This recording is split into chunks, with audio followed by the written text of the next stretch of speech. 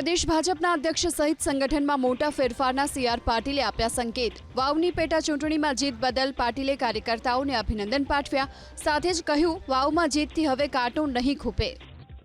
ये कहूँ कि मारी विदाय ये वस्मी बनाने बदले जीत साथे आ विदाय नक्की करी एना माटे पण सौ कार्यकर्ताओं आभार पण मानु छुं।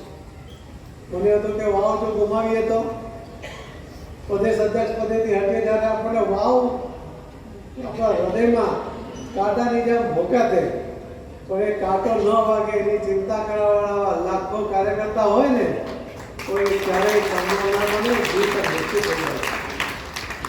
હું પોતે મારા 4 વર્ષના કાર્યક્રમમાં ટેકો આવ્યો, લગભગ 4.5 વર્ષ હવે તો થઈ ગયા કે એક વ્યક્તિ એક હતો, એક જન્મ એક હતો।